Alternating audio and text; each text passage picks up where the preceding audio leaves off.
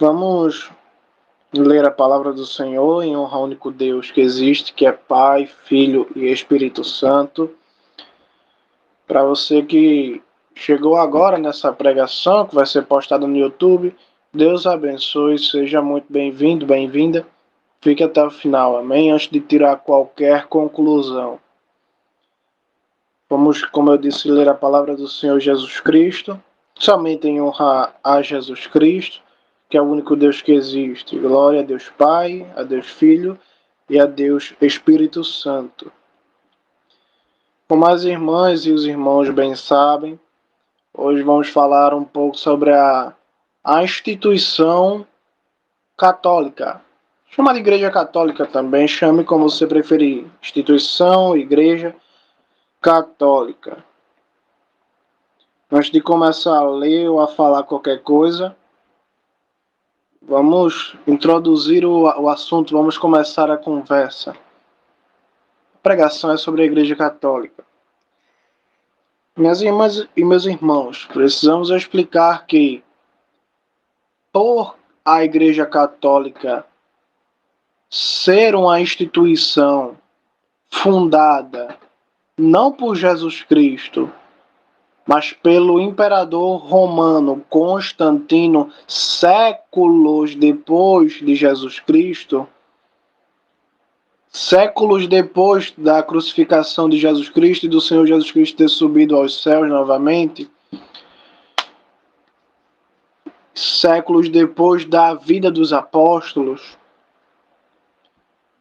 a fundação da Igreja Católica, da instituição católica, se deu não em Jerusalém, e não se deu por Jesus, mas se iniciou, se fundou em Roma e pelo imperador romano Constantino, séculos depois da morte e ressurreição do Senhor Jesus Cristo e da morte dos apóstolos. E como nós sabemos que a instituição, a Igreja Católica foi fundada não por Jesus Cristo, mas pelo imperador Constantino e em Roma, perceba, foi fundada em Roma, lugar que Jesus, enquanto esteve aqui como humano na Terra, nunca foi. Essa instituição que é chamada de igreja, que carrega o nome de igreja, ela, por ser romana, ela é romana, foi fundada por um imperador romano em Roma. Ela carrega costumes romanos em toda a sua carreira, desde o início até os dias de hoje. Veja bem, desde as raízes da Igreja Católica que remontam do Império Romano. O Império Romano, diga-se de passagem, como a Igreja Católica foi fundada pelo Império Romano, carrega costumes romanos. E os costumes que eu chamo de romanos e que os historiadores chamam de costumes romanos são derivados de outras nações que remontam lá dos tempos do livro de Reis, do tempo de Davi, ou muito antes disso. Nações pagãs, como é o caso dos sidônios. Talvez muitas pessoas, a maioria das pessoas não entenda nem que povo é esse povo sidônio. Mas você pode lembrar desse povo porque foi um povo que causou um prejuízo moral e espiritual para Israel, especialmente para Samaria. Um prejuízo sem precedentes. Você pode lembrar de Jezabel, que casou com Acabe, rei de Israel. Pois muito bem, Jezabel era filha do rei dos Sidônios. A gente pode ver alguns costumes desse povo que era pagão. A gente sabe o grande tamanho prejuízo foi que causou para Israel, especialmente para Samaria.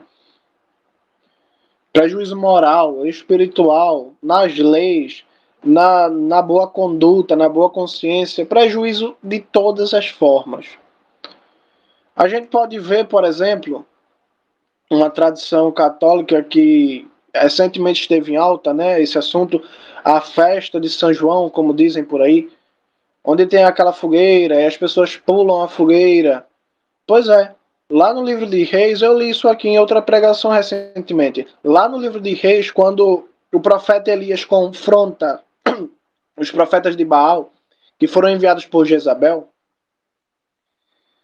a gente vê lá o, os, os falsos profetas de Baal, daquele ídolo nojento, falso, pau e pedra, não tem vida, não pode fazer nada. A gente vê lá eles pulando fogueira. Um costume que a Igreja Católica, por ser romana e os romanos adquirirem costumes idólatras, porque os romanos eram idólatras também, mas costumavam adquirir vários costumes de vários povos. A gente vê a Igreja Católica hoje ensinando essa tradição da festa de São João, e o povo pula fogueira, e o povo dança ao redor da fogueira. Tudo isso já vem lá desde a época de Jezabel. Então, desde as raízes, lá antes do Império Romano, até o Império Romano, que onde foi de fato que nasceu e foi instituído a instituição católica, desde das raízes, os tempos antigos, até os galhos, que são os dias de hoje, vemos muitas heresias. Eu não sou eu que digo, mas são os historiadores estudiosos. Fizeram uma pesquisa e chegaram à conclusão que mais de 74% da doutrina católica ou dos seus costumes não vem de nenhum lugar senão de costumes pagãos, de rituais pagãos. E é impossível negar isso. Eu entendo que muitas pessoas digam eu sou católico, eu sou católica. Tudo bem, se quiser ser, seja, é seu direito. Estamos ainda, creio eu, em uma época em que temos a liberdade de dizer o que pensamos. E as pessoas acham, algumas acham que é certo ser católico, outras não acham. Eu não acho. Vou apresentar alguns motivos aqui. Mas quem quer ser, seja. Eu não estou aqui para dizer que você pode e que você não pode. Mas estou aqui para dizer que você não deve ser católico. Independente se alguém que vai ouvir essa pregação seja católico ou não seja, se você quiser continuar sendo, se você quiser ser, eu não tenho nada a ver com isso. Mas uma coisa eu quero explicar nessa pregação. Esse é o intuito da pregação. Mostrar que há coisas errôneas, erradíssimas nessa instituição que não foi fundada por Jesus Cristo. Eu repito, não foi fundada em Jesus Cristo, nem nasceu com os apóstolos em Jerusalém, nem nasceu com o povo judeu, não nasceu em lugar nenhum na Bíblia. Esse nome católico, apareceu realmente na história como um nome para indicar uma assembleia onde as pessoas dizem fazer parte de uma igreja séculos depois da morte dos apóstolos, cerca de 300 anos depois, mais ou menos 300 anos depois. E esse nome católico, o que é que significa a palavra católico? Alguém já parou para pensar nisso? A palavra católica, católico, ela obviamente não vem do português, como praticamente todas as nossas palavras não vêm da nossa própria língua, têm uma origem em outra. Mas essa palavra, se você quiser pesquisar bem a origem dela, eu vou cortar logo o caminho e vou dizer logo o que significa. Significa tudo junto. Uma reunião de todas as coisas. É isso que significa a palavra católico. Uma reunião onde se junta tudo. E Eu acho que esse nome ele faz jus à instituição católica, porque realmente eles reúnem tudo. Reúnem práticas de feitiçaria, reúne a adoração a ídolos, reúne a costumes dos adoradores de Baal, costumes dos romanos com suas idolatrias, costumes dos gregos, costumes de todo tipo de paganismo. Realmente esse nome faz jus, tudo junto e misturado.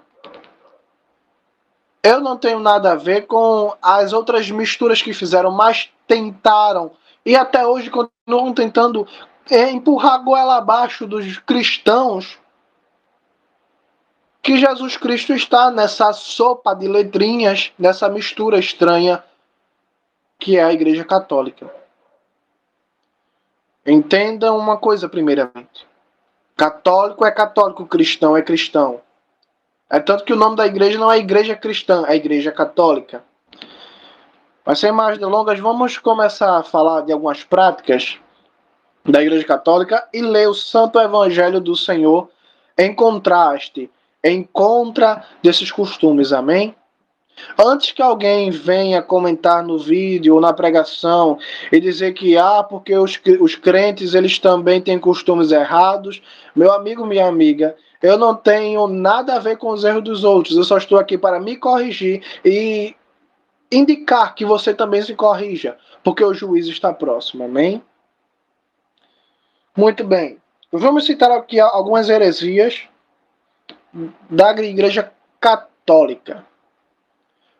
Por ela ter sido fundada séculos depois dos apóstolos, todas as práticas dela vêm depois da Bíblia, porque a Bíblia ela acaba em Apocalipse. O livro de Apocalipse foi escrito, o apóstolo João morreu, e séculos depois aparece um homem chamado Constantino, que eu já expliquei aqui em outro vídeo mais acurado sobre a história da Igreja Católica, o porquê que ele fundou essa igreja.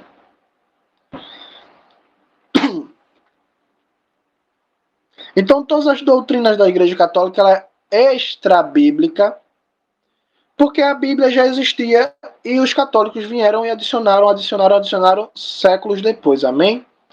Vamos lá. A primeira das heresias mais antigas da Igreja Católica, são as orações, ou como eles dizem, preces para os mortos, em favor dos mortos. As pessoas morrem e os católicos oram e intercedem pelo morto. Essa prática ela remonta do ano 300 depois de Cristo. Olha quantos anos fazem. 300 anos depois de Cristo. Orar pelos mortos, a favor dos mortos, é algo certo? Eu não vou falar nada, eu deixo a Bíblia falar por si só. Livro de Hebreus, os livros que eu vou citar aqui, está tanto na Bíblia cristã quanto na Bíblia católica, amém? Se quiser ir conferir, tanto em uma quanto em outra, está escrito a mesma coisa. Livro de Hebreus, capítulo de número 9, versículo de número 27. Diz assim a palavra do Senhor Jesus Cristo. Da mesma forma que os seres humanos devem morrer uma vez, e depois disso, segue-se o juízo. Da mesma forma que os seres humanos devem morrer uma vez, e depois disso, vem o juízo. Os católicos creem que depois da morte de uma pessoa, ainda há esperança dela se redimir dos seus pecados, mesmo estando morto. E por isso fazem orações e intercessões pela pessoa morta. Mas o que a Bíblia diz é que depois que a pessoa morre, ela segue diretamente para o juízo. Não tem purgatório, não tem sono da alma, a pessoa não dorme, não fica inconsciente, ela vai diretamente para o juízo receber a sua sentença. E essa sentença, ela não espera que você passe 7 dias depois da pessoa morta esperando a sua intercessão. Deus não espera a pessoa morreu. Deus não espera 7 dias para julgar ela, para que ele julgue depois da missa do 7º dia. Ele não espera. A Bíblia não diz isso. A Bíblia diz que a pessoa morre e passa pelo juízo. Simples assim. Amém? Esse costume, como eu disse, de orar pelos mortos, não foi praticado pelos apóstolos, não foi praticado por Maria, não foi praticado pelo Senhor Jesus Cristo, e inclusive o livro de Isaías proíbe, o livro de Levíticos diz que quem faz isso é digno de morte diante de Deus, e isso está escrito tanto na minha Bíblia, Bíblia de cristão, quanto na Bíblia dos católicos. Vamos seguindo. No ano de 375, 75 anos depois de ser introduzido a prece, a oração pelos mortos, prece como eles dizem, né? 75 anos depois, no ano de 375, foi-se introduzido a doutrina da Igreja Católica de veneração aos anjos. Eu acho interessante que certa vez eu estava escutando uma história de uma moça que estava conversando com um católico e ela falou assim: a Bíblia diz que só se deve adorar a Deus, e por que vocês se ajoelham para Maria ou para São isso ou para São aquilo? E os católicos eles sempre respondem: nós não adoramos, nós veneramos.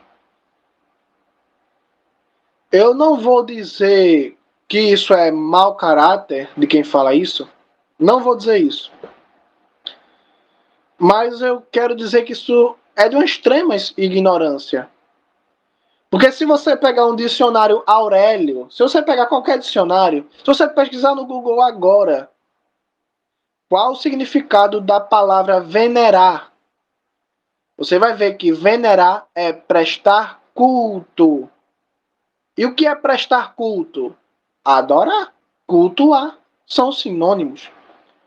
Então, quando você diz eu venero anjos, eu venero Maria, você está dizendo eu presto culto. E quem presta culto, o culto significa ato de adoração. Mas muito bem, o que é que a Bíblia diz sobre os anjos? Será que eles podem receber orações? Será que eles têm poder para isso? Para receber orações ou ao menos responder orações? Será que eles têm poder, ao menos capacidade para fazer isso? Livro de Colossenses, primeiramente, capítulo de número 2, versículo de número 16. Versículo de número 18, perdão. Não permitam que ninguém lhes negue o prêmio, insistindo na participação de atos de mortificação e adoração de anjos. Tais pessoas sempre contam alguma visão e se orgulham de sua aparência mundana. Eles não se mantêm unidos à cabeça, que é Jesus Cristo, de quem o corpo todo, recebendo sustento em união pelas juntas e ligamentos, cresce como Deus concede.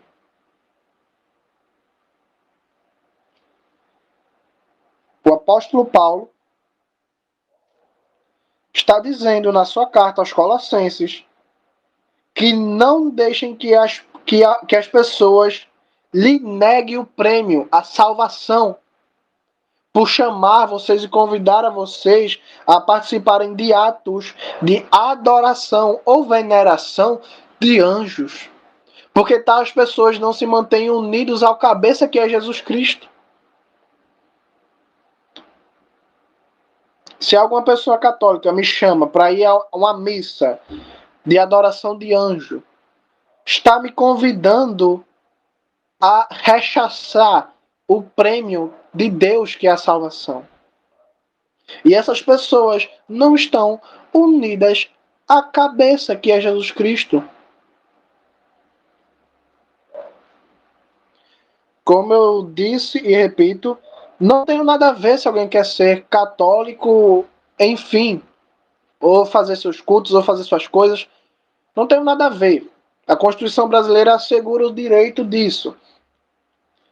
Porém, quero deixar claro que católicos não são cristãos, não estão ligados a Cristo. Podem fazer as suas missas, podem adorar suas imagens, pode, não deve, mas se quer, vai. Porém, entenda uma coisa, você não tem parte com Jesus Cristo, você não está no caminho do Evangelho. É isso que me irrita, que as pessoas acham que são cristãos, mas não são. Eu recebi uma crítica esses dias de uma pessoa muçulmana dizendo que eu adoro imagem porque cristão adora imagem, porque cristão adora imagem e Deus disse que só pode adorar a ele. Eu fiquei extremamente ofendido de ser confundido com um católico, porque as pessoas lá fora, pessoas de outras crenças que não conhecem verdadeiramente a Bíblia, nos confundem com esse tipo de gente. Nos confundem com adoradores de imagem. É como o Senhor Jesus Cristo ele diz na sua palavra na carta aos Romanos. É por causa de vocês que o nome de Deus é blasfemado. É por causa desse tipo de gente que se curva e ora a imagem que certas pedras, certos obstáculos para a evangelização são postos no caminho.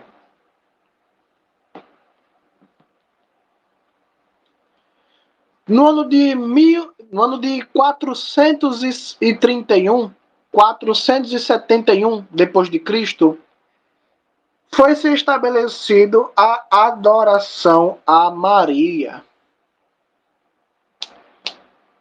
pela Igreja Católica. Perceba que antes desse ano, 431, ninguém falava em adoração a Maria. Mas a Igreja Católica simplesmente decidiu isso. Vamos adorar Maria. Me mostra na Bíblia alguém adorando Maria. Me mostra um apóstolo, me mostra Jesus Cristo, me mostra um seguidor de Cristo, me mostra um discípulo sequer falando que Maria é santa, que Maria tem poder, que Maria pode fazer milagre. O que é que a Bíblia diz? Porque um crente falar, isso todo mundo sabe que crente rebate mesmo. Mas eu gosto de mostrar na Bíblia. Vamos ver o que é que a Bíblia diz? Livro de Marcos, capítulo de número 3, versículo de número 20 ao 21. Marcos, capítulo 3, versículo de número 20. E outra vez, uma multidão tão grande se reuniu que Jesus nem podia comer. Quando sua família ouviu falar disso, saíram para trazê-lo à força, pois diziam, ele está fora de si. Vamos parar aqui um pouquinho. Jesus Cristo, ele foi a um certo lugar. Se você quiser ler o capítulo completo, você vai entender. Jesus ele foi a um certo lugar e lá se reuniu muitas pessoas. E Jesus curava, Jesus expulsava demônios, Jesus pregava, Jesus tem todo o poder e toda a autoridade e ele estava mostrando ao povo quem ele era. O Messias, o Santo, Santo, Santo, o Filho de Deus, glória a Deus. Então ele reúne seus apóstolos,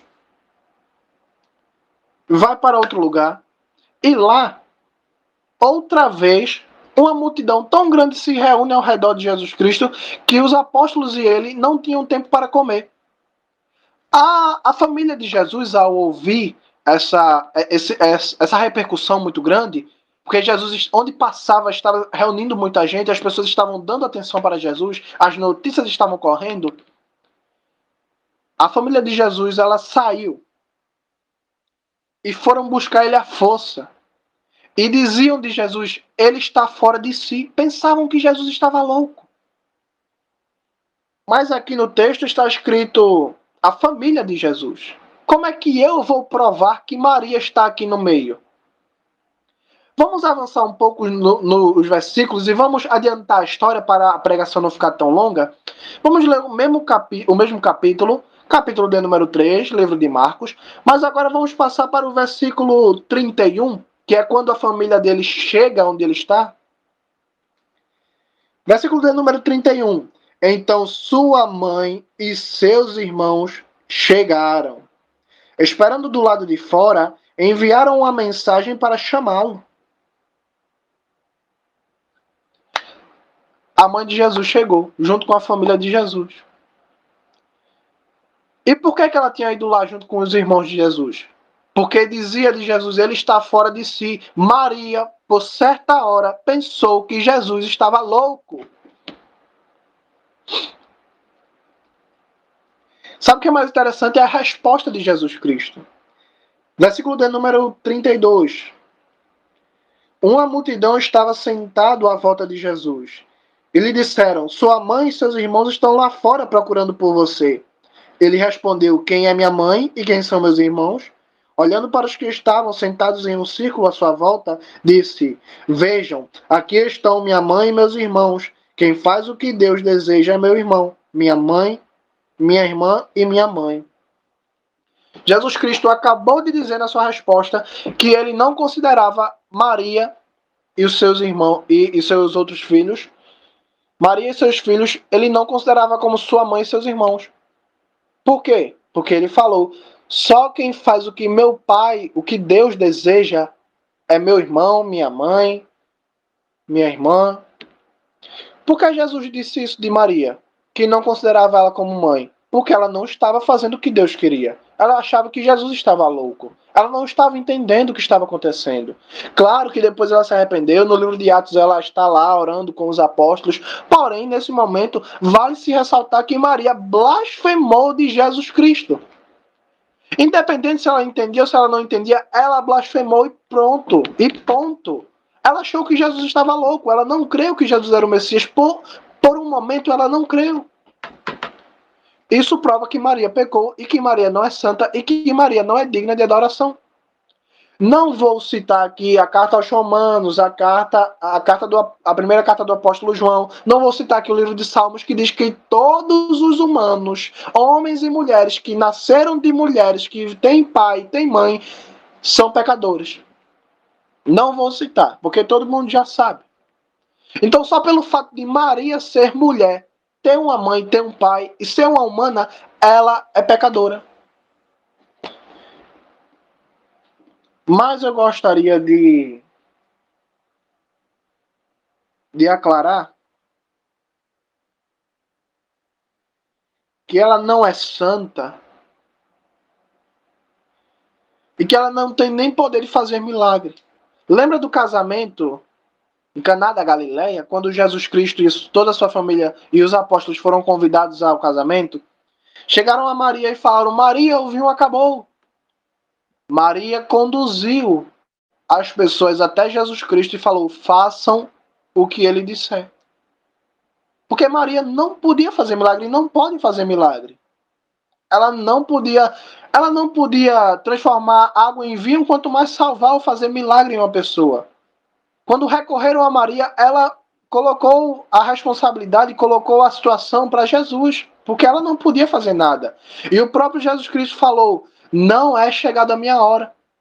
Maria falou, Jesus, o vinho acabou. Jesus falou, mulher, não é chegada a minha hora.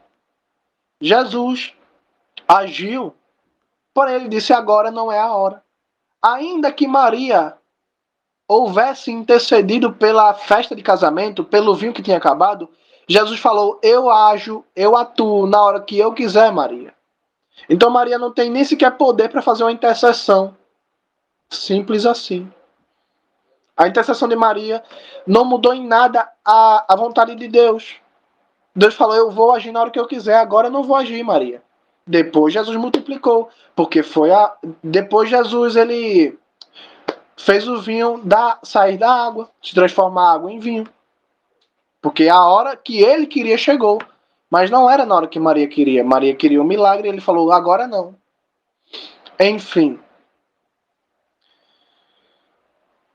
Seguindo aqui a lista de heresias, não consegui especificar muito bem a data da introdução dessa heresia da Igreja Católica, mas tem a heresia do purgatório, que é justamente o que a gente acabou de falar, a hora prece aos mortos. Os católicos, eles acreditam que depois que a pessoa morre, ela vai para um purgatório. O purgatório é o lugar onde se retira os pecados das pessoas. E enquanto isso, as pessoas estão intercedendo aqui na terra. Os vivos, né? Estão intercedendo para que a pessoa seja tirada de lá e não seja lançada no inferno. A pessoa pode ter bebido, matado, roubado. Ela vai para o purgatório e se alguém interceder por ela lá, ela vai sair de lá, vai para o céu. Diz a Igreja Católica. Mas o que é que a Bíblia diz? Primeiro de tudo, não tem como falar desse assunto exatamente na Bíblia. Por quê? Porque a Bíblia não fala nada sobre purgatório. Como essa doutrina ela surgiu séculos depois, essa doutrina foi inventada pelo que eles chamam de Papa Gregório. Mas, já que a gente está falando de assunto de pessoas mortas, como na Bíblia não tem nada falando sobre purgatório, porque isso nunca existiu no Evangelho, veio nascer de séculos depois da morte dos apóstolos, mas eu gostaria de ler para vocês o livro de Lucas, a parábola do rico e o Lázaro. Vai nos explicar se existe ou não purgatório. Livro de Lucas, capítulo de número 16, versículo de número 19. Lucas 16, versículo 19. Havia um homem rico que se vestia com roupas muito caras e passava o dia desfrutando de seu luxo. Junto a seu portão, fora deixado um mendigo chamado Lázaro, coberto de feridas. Lázaro teria ficado feliz por comer as migalhas que caíam da mesa do rico, mas em vez disso, vinham os cães lamber suas feridas. No dia em que o mendigo morreu, ele foi levado por anjos para junto de Abraão. O rico também morreu e foi sepultado. Veja aqui. Lázaro morreu e foi levado para o céu. Ele foi para o purgatório? Não. Agora diz que o rico morreu e foi sepultado. Mas para onde o rico foi? Será que ele foi para o purgatório? Será que ele foi para o céu? Versículo de número 23. No inferno, onde estava em tormento, o rico olhou para cima e viu Abraão de longe com Lázaro a seu lado. Opa! Quer dizer que o homem foi sepultado e... Quer dizer que o homem morreu e já passou para o inferno? A parábola que Jesus conta, não sou eu que estou dizendo, é Jesus.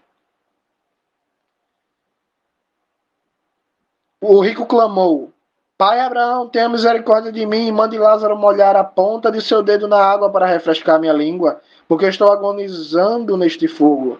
Entretanto, Abraão disse: Filho, lembre-se de que quando estava vivo você recebeu coisas boas, e ele as mais. Agora, porém, ele está sendo consolado aqui, ao passo que você está sofrendo. Entretanto, isso não é tudo. Entre você e nós há um grande abismo, de forma que quem deseja passar daqui para vocês não pode fazer, tampouco pode alguém passar daí para nós. Abraão explica na parábola, na história, que quem está no inferno não pode ir para o céu, quem está no céu não pode ir para o inferno. Se uma pessoa morreu e ela recebeu a sentença, porque depois da morte segue-se o juízo, como a gente leu em Hebreus, se ela recebe a sentença de ser condenada, não tem intercessão nessa terra que faça essa pessoa sair do inferno para ir para o céu. Do mesmo jeito, se essa pessoa ela foi para o céu, não tem oração na terra que faça essa pessoa sair do céu para ir para o inferno. Versículo de número 27. O rico respondeu: Então, pai, imploro que o envie à casa de meu pai, pois tenho 5 irmãos para divertir, que sejam poupados de vir também para este lugar de tormento. Mas Abraão disse: Eles têm Moisés e os profetas, devem ouvi-los. Entretanto, o rico disse: Não, pai Abraão, eles precisam de mais. Se alguém dentre os mortos for até lá, eles se arrependerão. Mas Abraão respondeu: Se não ouvem Moisés e os profetas, tampouco se deixarão convencer, ainda que ressuscite alguém dos mortos. Então, entenda bem: uma pessoa que está no inferno, uma pessoa que está no céu, ela não pode interceder também por sua família que está na terra. Nem você pode interceder pelos mortos, nem os mortos intercedem por você. Assim diz o Senhor Jesus Cristo. Se você quer acreditar no que diz o empapado Gregório, pode acreditar. Eu prefiro acreditar em Jesus Cristo. No ano de 1600, já estamos chegando ao final dessa pregação, no ano de 1600, a Igreja Católica oficializou o latim como língua oficial das orações. Todas as orações devem ser feitas em latim, ou pelo menos deve-se tentar fazer o máximo delas em latim. Isso é uma grande heresia. Não porque a língua é latim. Poderia ser japonês, poderia ser qualquer língua. Oficializar uma língua como língua de oração é heresia e é pecado. Vou mostrar isso na Bíblia. Vamos ler a primeira carta aos Coríntios. Primeira carta aos Coríntios, capítulo de número 14, versículo de número 16. Vou abrir aqui. É interessante que eles oficializaram o latim como língua oficial das orações católicas. Interessante, né, que a língua latim, esse idioma latim, era o idioma oficial do Império Romano. Veja que coisa. Como diz, né, o ditado, o filho ele tem as características de seu pai. Não foi fundado por Jesus, foi fundado pelo imperador romano. Fazer o quê, né? Tem que acatar a língua do Império Romano. 1 Coríntios, capítulo de número 12, capítulo de número 14, perdão, capítulo de número 14, versículo de número 16. Paulo aqui ele vai falar das orações. Veja bem, 1 Coríntios 14, 16. De outro modo, se vocês agradecem com o Espírito, como alguém que ainda não recebeu muita instrução será capaz de dizer amém ao fim da oração de graças, se não entender o que foi dito? Paulo está falando aqui, meus irmãos, se você quiser ler o capítulo todo, você vai entender melhor. Se você faz uma oração em uma língua que a pessoa não entende, como é que essa pessoa vai ser capaz de dizer amém ao fim das orações de graças se não entender o que foi dito? Ah, mas o padre ou o papa que está fazendo a oração em latim, ele está entendendo o que está orando. Mas, sinceramente, alguma outra pessoa está entendendo o que ele está falando? Aqui na minha cidade, Recife, tem orações em latim em toda a igreja católica. Mas as pessoas não sabem nem ler um texto em português, interpretar o texto, vai entender o latim como, minha gente? Os próprios funcionários da igreja não entendem o que o homem está falando. Versículo de número 17. Sem dúvida, vocês deram graças a Deus, mas os outros não foram edificados. Paulo está dizendo, vocês que estão orando, vocês estão entendendo. Mas os outros que não entendem não vão ser edificados pela oração. Não vai servir. Porque não entenderam. Não podem dizer amém para aquilo que não entendem. Então, além dos católicos eles não lerem a Bíblia, lerem folhetos que são entregues na igreja deles, não entendem a Bíblia, tampouco entendem as orações que são feitas lá. Veja que coisa. Embora sempre tenha um ou outro que entenda, meu querido, entenda que a população brasileira e a população de qualquer outro país, e até mesmo da Itália, em Roma, hoje em dia já não se fala mais o latim, se fala o italiano, eles não entendem. Não adianta. No ano de 600, foi estabelecido os santos, né? Que dizem santo isso, santo aquilo, enfim. E eles oram, e eles são devotos a esses ídolos. E eles fazem orações, procissões, adoram e veneram esses ídolos que chamam de santos. Por exemplo, eles dizem São Pedro, se referindo ao apóstolo Pedro. Oram, são devotos. Muitos falam, abrem a boca, enchem a boca para dizer, eu sou devoto do apóstolo Pedro. O que é que a Bíblia diz isso? Diz disso. O que é que a Bíblia diz disso? Para a gente acabar rapidinho a pregação, vou só ler mais outra heresia e ler outros versículos. Vou pegar aqui um exemplo do próprio apóstolo Pedro. Livro de Atos, capítulo de número 10. Livro de Atos, capítulo de número 10, versículo de número 25. Olha o que diz a palavra do Senhor. Assim que Pedro entrou na casa de Cornélio, o centurião, Cornélio foi ao encontro de Pedro e caiu prostrado a seus pés. Mas Pedro o fez levantar-se e disse: Levante-se, eu sou apenas um homem. Veja que Cornélio, o centurião, tentou adorar a Pedro, tentou prestar reverência a Pedro. Pedro falou: Levante-se, eu sou apenas um homem. Vamos pegar outro exemplo aqui, livro de Apocalipse.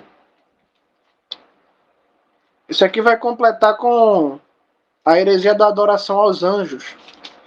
Livro de Apocalipse, capítulo de número 22, versículo de número 8 ao 9. Veja o que diz o apóstolo João. Eu, João, sou aquele que ouviu e viu estas coisas. Quando eu as ouvi e vi, caí aos pés do anjo que me mostrou tudo aquilo, para adorá-lo. Mas o anjo me disse: Não faça isso, sou apenas um conservo seu e de seus irmãos, os profetas dos profetas e das pessoas que obedecem às palavras deste livro. Adore a Deus. Então veja que os anjos de Deus não aceitam adoração, não aceitam oração, não aceitam que você nem sequer se ajoelhe diante deles. João tentou fazer isso e o anjo o repreendeu prontamente. Pedro não aceita oração, nenhum apóstolo aceitou oração, todos os anjos de Deus e todos os apóstolos verdadeiros de Deus proclamaram somente um que deve ser adorado: Jesus Cristo. O próprio apóstolo Pedro, interessantíssimo, no livro de Atos, ele diz que somente um nome foi dado a toda a humanidade. O único nome que deve ser adorado.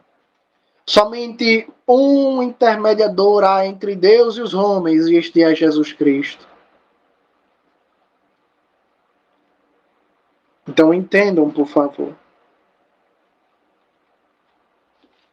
que não há outro. Vamos tratar aqui da última heresia. Essa heresia ela foi introduzida na Igreja Católica no ano de 1079 pelo Papa Hildebrand. Olha como está o inglês. Hildebrand. Esse Papa, como chamam, né?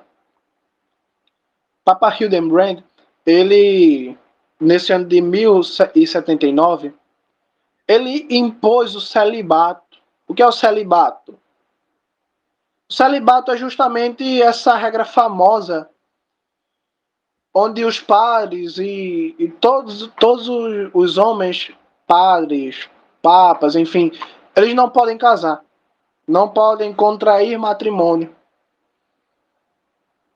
Engraçado que eles dizem que o primeiro papa foi Pedro. Dizem, né? Pedro não foi, mas eles dizem. Engraçado que Pedro, ele tinha uma esposa.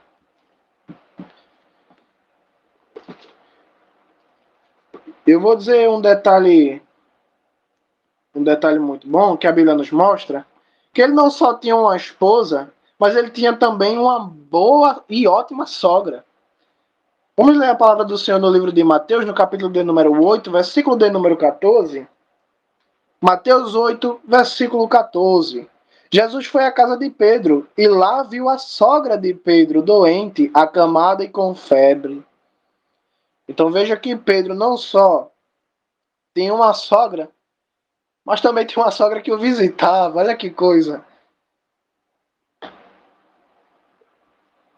É intrigante. Qual a explicação de que eles dizem que Pedro é o primeiro papa e que Pedro tinha uma sogra que o visitava? Mas o que é que a Bíblia diz a respeito da proibição do casamento? Diz mais alguma coisa? Claro que diz. Livro de 1 Timóteo, capítulo de número 4, versículo de número 1. 1 Timóteo, capítulo 4, versículo de número 1. O Espírito Santo diz claramente que no fim dos tempos algumas pessoas apostatarão da fé por dar atenção a espíritos enganadores e a questões ensinadas por demônios. Sangue de Jesus Cristo tem poder. Esses ensinos procedem da hipocrisia de mentirosos, cuja consciência foi cauterizada, como que por meio de um ferro em brasa. Eles proíbem o casamento e exigem a abstinência de alimentos criados por Deus para serem ingeridos com ações de graças por aqueles que chegaram à fé e conhecem a verdade. Por que a Igreja Católica proíbe o casamento para os homens que decidem ser seus obreiros? Porque são homens hipócritas, mentirosos, cuja consciência foi cauterizada, que dão ouvidos, apostataram da fé de Jesus Cristo. Eles não são da fé de Jesus Cristo, eles são apóstatas da fé. Apostasia significa abandonar, desligar da fé. Eles apostataram de Jesus Cristo, dão atenção a espíritos enganadores e a questões ensinadas por demônios. É isso que Paulo diz, não sou eu que estou dizendo, é o Espírito Santo que está dizendo, diz aqui a sua palavra, 1 Timóteo, capítulo de número 4, versículo de número 1, o Espírito Santo diz claramente.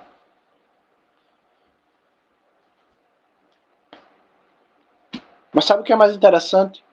Que nessa mesma carta, 1 Timóteo, capítulo de número 3, no versículo 1, Paulo vai dar a instrução a Timóteo de como devem ser os pregadores, os líderes congregacionais.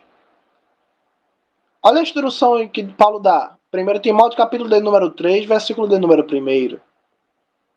Eis uma declaração na qual se pode confiar. Se alguém deseja ser líder congregacional, procura uma tarefa nobre. O líder congregacional deve ser irrepreensível, fiel à sua mulher, moderado, ter autocontrole, ser ordeiro, hospitaleiro e capaz de ensinar. Qual é a visão segundo Paulo, inspirado pelo Espírito Santo, qual é a visão de um líder congregacional perfeito? Fiel à mulher. Então quer dizer que o líder congregacional deve casar? Com certeza. Se quiser, não está proibido. Pelo menos Deus não proibiu. O homem pode proibir e você pode acatar essa proibição se você quiser. Por fim, minhas irmãs, para terminar a pregação, quero deixar um versículo, três citações aqui da palavra do Senhor Jesus Cristo para a gente finalizar essa pregação, amém? Quero ler aqui o livro de Isaías 45, versículo 20. Isaías 45, versículo de número 20. Reúnam-se, venham e se ajuntem, refugiados das nações. Os que carregam em procissão seus ídolos de madeira são ignorantes, oram a um Deus que não pode salvar. Eu sei que os católicos que possivelmente vão ver esse vídeo vão dizer que somente Deus é Deus, que eles não têm Maria como Deus, que eles não têm esses pau e pedras como deuses. Porém, por que ora a esse pau e essa pedra que chamam de santo? Por que faz culto e missa em honra a esse pau e essa pedra que dizem que não adoram? Por que fazem orações? Por que dizem que são devotos? Por favor. A Bíblia está aqui dando todas as cartadas de como um católico se comporta. Os que carregam em procissão seus ídolos de madeira são ignorantes. Oram ao Deus que não podem salvar. Agora não vem me negar que católico faz procissão, que tem ídolo de madeira, tanto que cai, quando um está carregando lá o seu ídolo, cai, se quebra, tem outra réplica. Faz procissão, tu ora a pau e pedra. E a Bíblia diz que isso não é capaz de salvar. Isaías 46, versículo de número 6.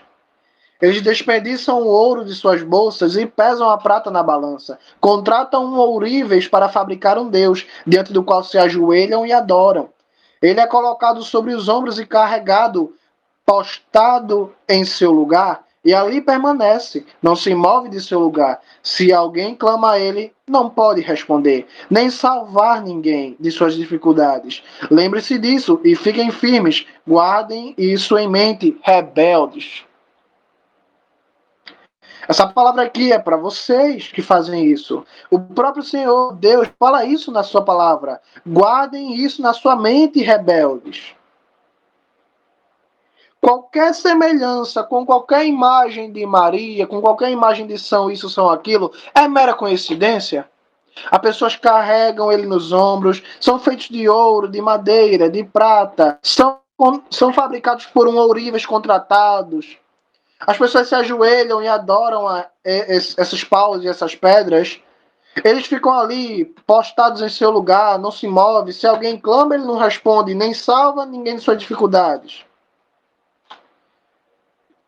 Quero ler o livro de Jeremias, os penúltimos versículos que vamos ler aqui para acabar a pregação. Penúltima leitura para acabar a pregação. Livro de Jeremias, capítulo de número 10, versículo de número 2. Jeremias 10, versículo de número 2. Jeremias 10, versículo de número 2. Eis o que diz o Senhor, eis o que o Senhor diz. Não aprendam o caminho dos pagãos, nem temam os sinais astrológicos, mesmo que os pagãos tenham medo deles.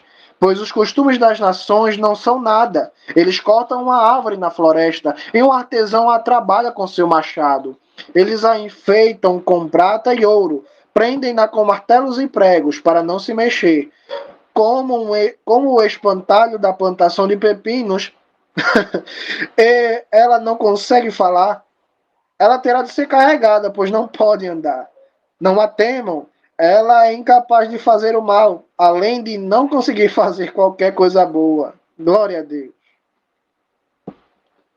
Qualquer semelhança com qualquer imagem católica é mera coincidência? Sinceramente, não pode andar, tem que ser carregado. Deus compara esse tipo de prática, essas imagens, como um espantalho na plantação de pepinos. A diferença é que o espantalho pelo menos tem uma utilidade. Espanta corvo, espanta maritaca.